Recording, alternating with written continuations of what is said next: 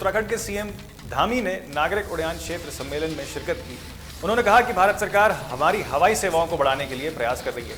वहीं सीएम धामी ने यह भी कहा कि हमने कई चुनौतियों का सामना किया, लेकिन भगवान की कृपा से वे अवसर में बन गए। कार्यक्रम में केंद्र नागरिक उड्डयन मंत्री रामबाबू नायडू भी मौजूद रहे।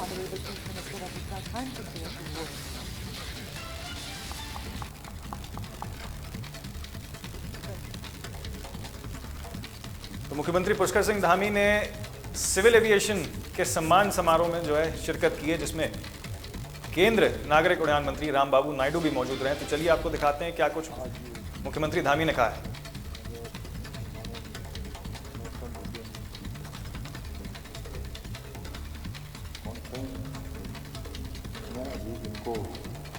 आप सब लोगों ने यहाँ पे सुना, बहुत डिटेल और विस्तार में उन्होंने बहुत सारी बातें आज देश के अंदर जिस प्रकार से नगर विमानन के क्षेत्र में विकास हो रहा है, किस प्रकार से भारत तरक्की कर रहा है, राज्यों में किस प्रकार से काम हो रहा है, बहुत विस्तार से उन्होंने रखा। और मैं सर्वप्रथम तो आज इस सम्मेलन को उन्होंने देवभूमि उत्तराखंड में आयोजित किया, हमको मेजबानी का अवसर दिया।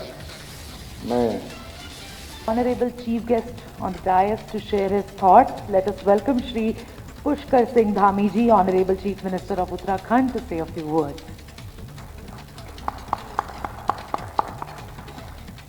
Welcome, sir.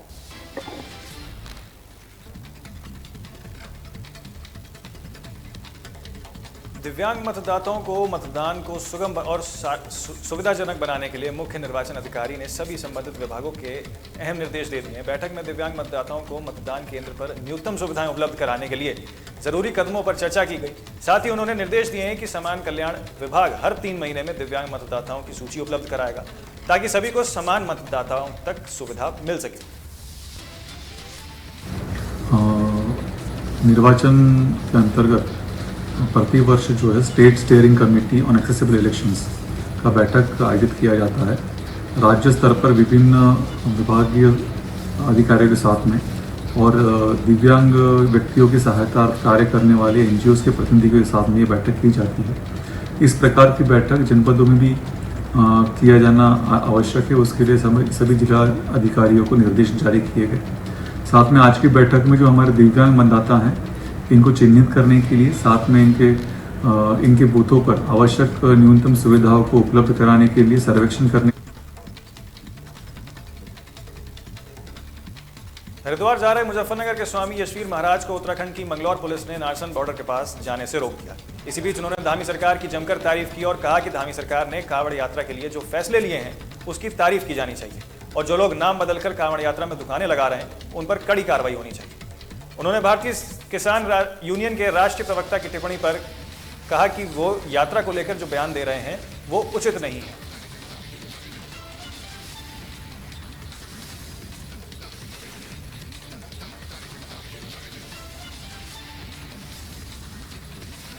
और ओम का झंडा भगवे रंग का और भगवान वाराह का चित्र लगाने के लिए जा रहे थे। पुलिस प्रशासन ने यहाँ उत्तर प्रदेश और उत्तराखंड की जो सीमा है, नारसन पुलिस चौकी, वहाँ रोक ली।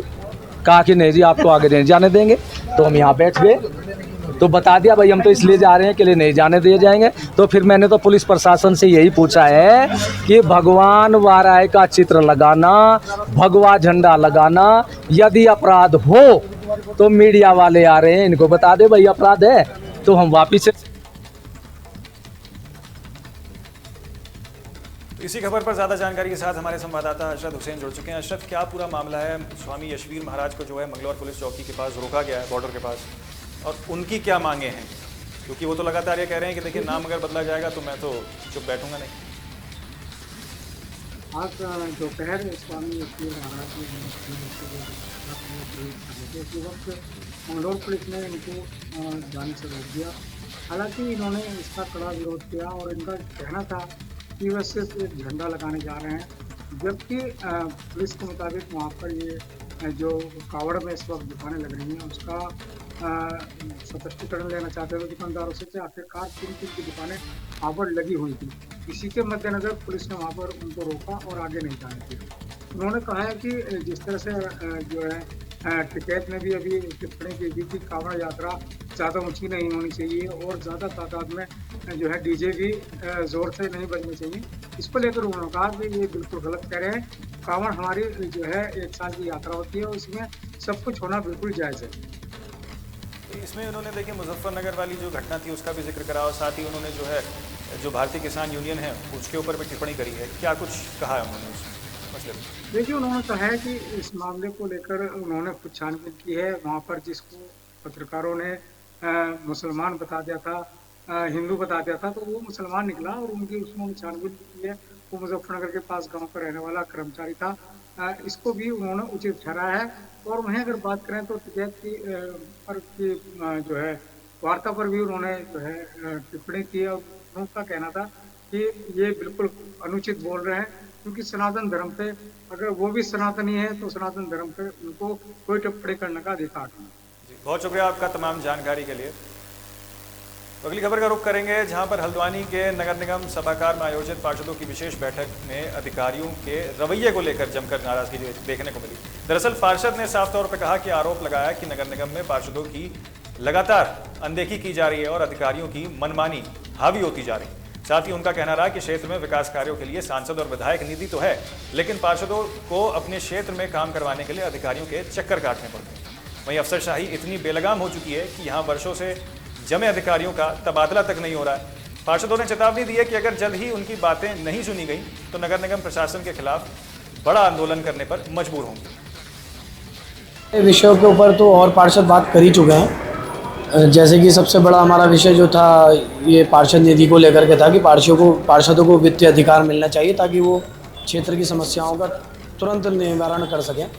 और सबसे बड़ी समस्या ये है कि जो बेलगाम भ्रष्ट अधिकारी कई सालों से अपनी यहाँ पे साख जमा कर बैठे हुए हैं। सारे सरकारी दफ्तरों में हमने देखते आए हैं कि टाइम टू टाइम ट्रांसफ़र होते हैं, लेकिन एक नगर निगम ऐसा ही है कि जहाँ पर अधिकारी जो है बिल्कुल दीमक की तरह जम के बैठ गए। दीमक का भी इलाज है, लेकिन इन अधिकारियों का ना ट्रांसफ़र होता है, ना ये इधर से उधर रोटेट होते हैं। एक तरीके हम लोग आज यहाँ इसलिए एकजुट हुए हैं क्योंकि हमारे कोई वित्तीय अधिकार नहीं है निगम के अंदर, और हम सभी पार्षदों ने आज बैठक करके ये प्लानिंग करी है कि किस तरह से हमें अपने जो हमने जनता से वादे किए हैं उनको कैसे पूरा किया जाए, क्योंकि जनता को कोई मतलब नहीं है कि पार्षदों के कोई वित्तीय अधिकार नहीं होते। तो जनता की कामों को ध्यान में रखते हुए हमने आज एक योजना बनाई है कि यदि हमें वित्तीय अधिकारियों के लिए यदि हमें कोर्ट भी जाना पड़ेगा, हमें माननीय मुख्यमंत्री जी से भी मिलना पड़ेगा, तो हम मिलेंगे, क्योंकि पार्षद भी संवैधानिक पद पर है, चुन के आया है, जीत के आया है।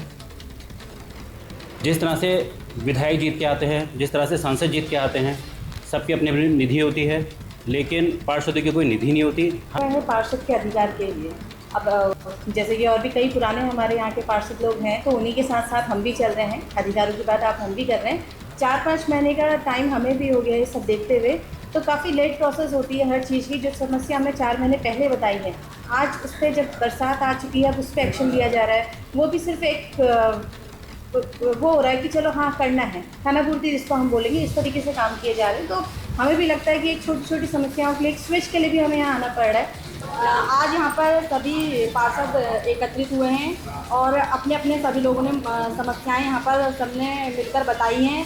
यहाँ पर सबसे बड़ी यहाँ पर पार्षदों की समस्या है।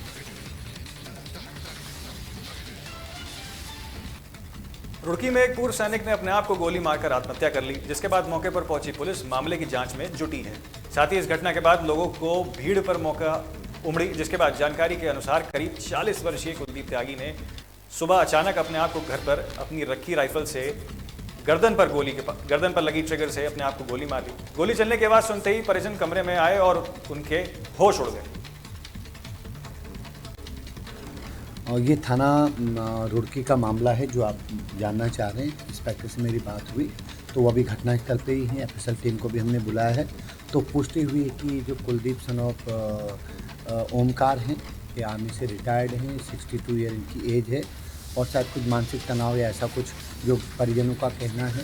तो अभी दोपहर के समय मैंने अपनी खुद की जो लाइसेंसी वेपन है उससे सुसाइड किया है। बाकी FSL टीम वहाँ पर पहुँची है, घटनास्थल का एक बार प्रॉपर्ली हम नक्शा निर्देश करेंगे और बॉडी।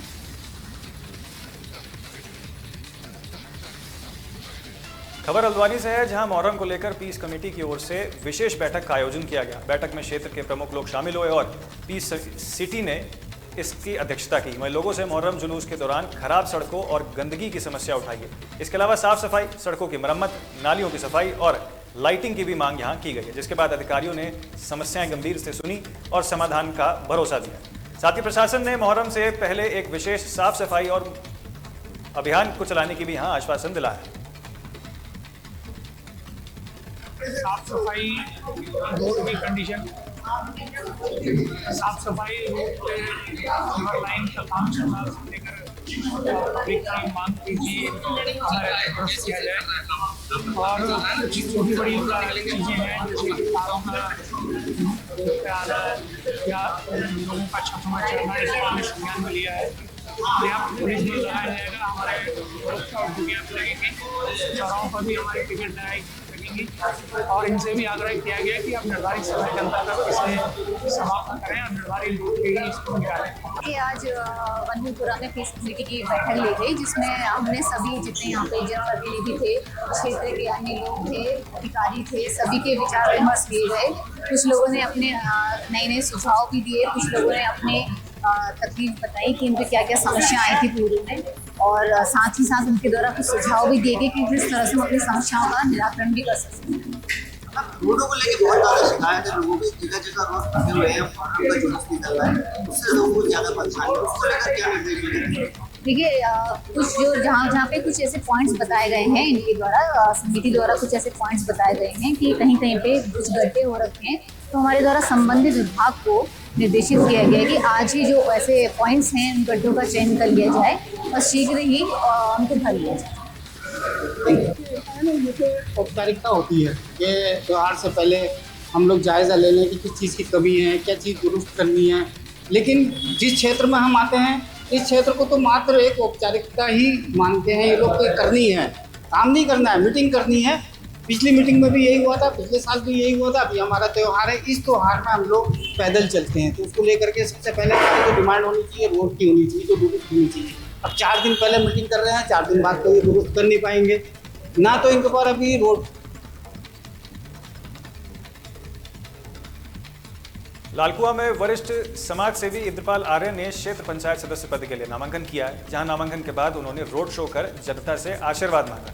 आर्य ने कहा कि जनता ने मौका दिया तो क्षेत्र में विकास के कार्य रुकेंगे नहीं और उनको पूरा किया जाएगा। साथ ही हर घर को पक्के रास्ते से जोड़ेंगे और पंचायत को आदर्श पंचायत बनाने का वादा किया। उन्होंने सभी सरकारी योजनाओं को लाभ दिलाने और जनता की सेवा में हमेशा तत्पर रहने का संकल्प लिया।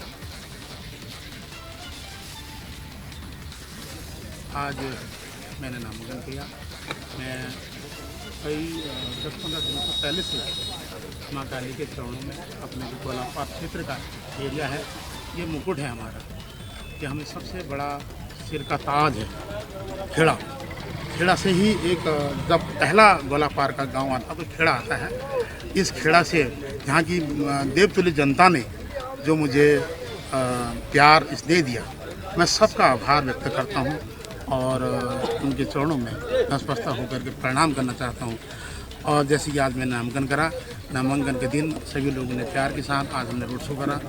सवाल रहा मुद्दे मैंने आपको बताया, जैसे युवा साथी हमारे कहीं ना कहीं भटक रहे हैं, उनके लिए जैसे आवारा पशु है उनके लिए कहीं पर गौशाला और वहाँ उनके स्थान के लिए, और जैसे आपने रोड का देखा, रोड के लिए।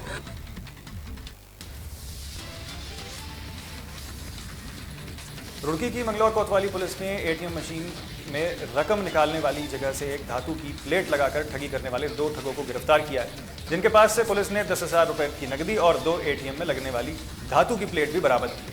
आपको बता दें कि 1 जुलाई को एक महिला ने पुलिस को तहरीर देकर बताया था कि अज्ञात लोगों ने उनके पास से 10,000 रुपए की धोखाधड़ी की है, जिसके बाद पुलिस ने मुकदमा दर्ज किया है।